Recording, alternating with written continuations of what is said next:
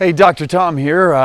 Want to chat with you today about two of the most important things in my 20-plus year consulting career that I see people miss when they're starting a chiropractic practice. And by the way, if you enjoy this video and would like to get more like this on the how-tos of running a successful practice, please just go and subscribe to this channel so that you will be notified anytime that we put some new content out.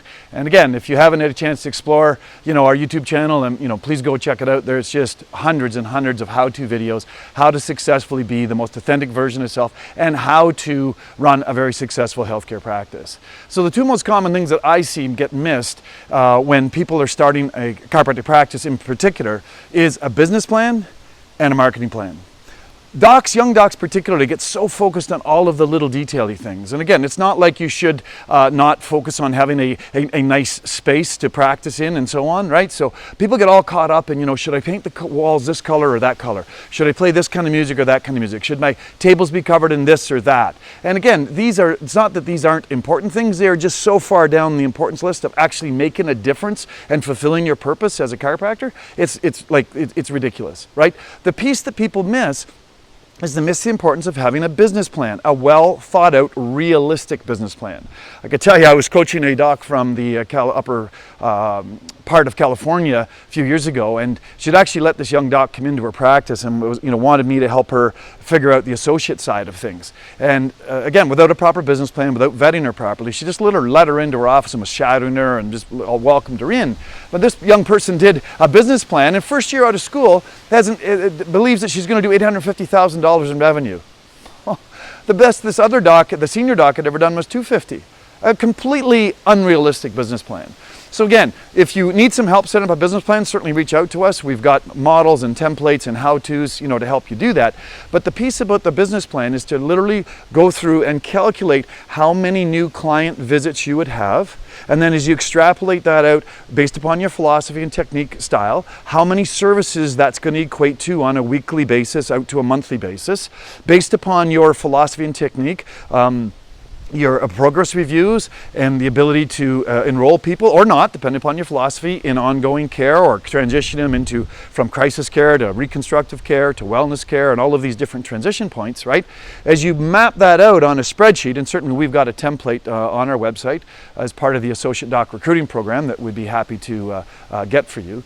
But once you map that out, you can actually get a look and see, and then you look at your costs to deliver the service, right? Everything from paying your student loans to your rent, your heat, your hydro, paying your staff if you have it, all of those costs, and you look at your profit margin or most likely lack thereof. When I did my business plan when I started practice years ago, I was in the red, losing money every month for the first 7 months. If I didn't have that calculated out, I may not have been smart enough to have an operating line of credit at the bank that was going to help me get through those lean months. And again, for clarity, gang, I wasn't sitting around with my thumb up my butt. I had 80 new patients my first month in practice. 80. I had 68 my second month. I hit the ground running hard. So again, with that calculation, I knew exactly how much capital I needed. I knew exactly what kind of an operating line of credit I did. And then I had to go out and perform. So that's the first part. The second part now is the marketing plan that's going to go with and support that business plan.